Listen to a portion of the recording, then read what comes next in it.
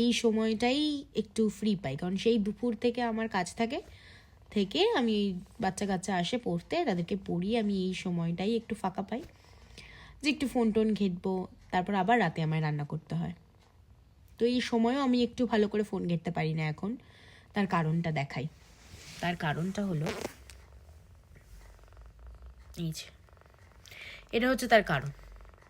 মানে না আমাকে একটু শান্তি দেবে, মানে শান্তিতে একটু শুতে দেবে। এতক্ষণ আমি ছিলাম না, পড়াচ্ছিলাম, ততক্ষণ এই ব্ল্যাঙ্কেটটার মধ্যে ছিল।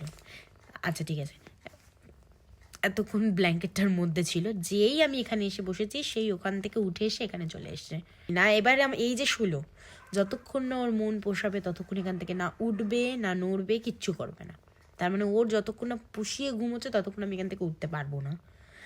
তো যাই হোক, আমার মতোই এরকম নটি বাচ্চা কার কার কাছে আছে, আর তোমাদের সাথে এরকম হয় কিনা কমেন্ট করে আমাকে জানাও।